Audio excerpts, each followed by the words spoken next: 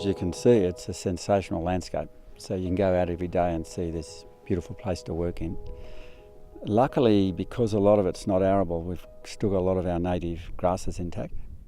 I was always interested in nature, but I found myself, because I had to take over the farm at 22, I found myself, and therefore I learnt from the best advice. So I became, if you like, an industrial farmer, and I found myself working against my natural inclination, and it probably wasn't until the 90s. We were certainly planting trees before then, but it wasn't until the 90s I got interested in holistic grazing management. And with the merino stud, I couldn't fully implement it until I sold that. So it's probably the late 90s, early 2000s before we shifted.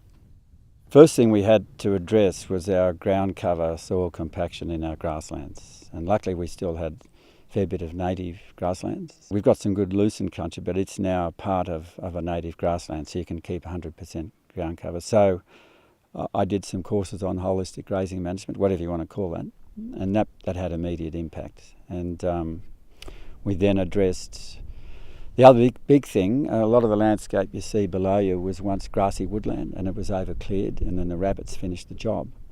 And so we've lost a lot of function to do with water cycle, soil mineral cycle, let alone the solar panels on our ground cover. But the other big one we lost was biodiversity function, so that every 6 or 7 years we would be wiped out with wingless grasshoppers. So even in a reasonable year you'd have an almost instant drought. Once we got corridors and mosaics and ground cover up as well as those plantings, we haven't had a wingless grasshopper attack in 20 odd years, and that's huge.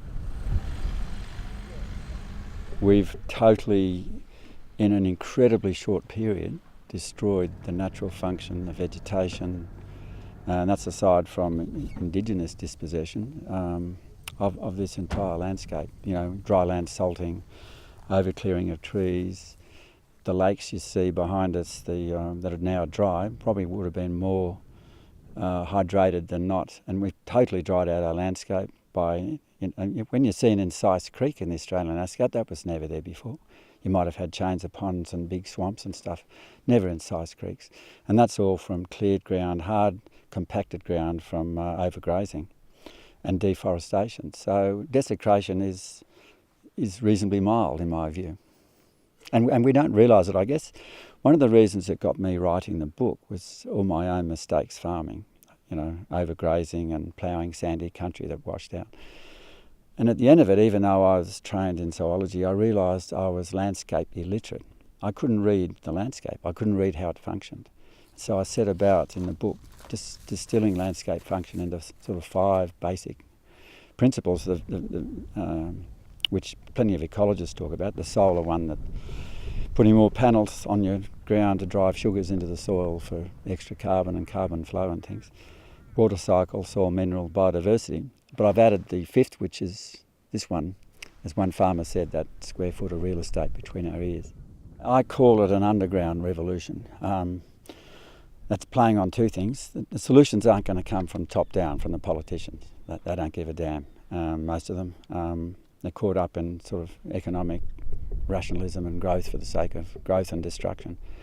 It's we farmers and land managers, by regenerating our soils through all those cycles, and that's how we're going to turn it around. And it's fairly simple, you know, healthy soils, healthy animals, healthy people, healthy landscape, and healthy food off those landscapes through extra nutrients and the whole stories. So to have a national body trying to refocus the national polity on the very thing that drives all human society and civilization, which is healthy soil, is hugely important. And so just starting to change the minds of what's a dominant urban country, to start thinking that actually it's nature that's supporting us, and it all starts with good farming and regenerative practices.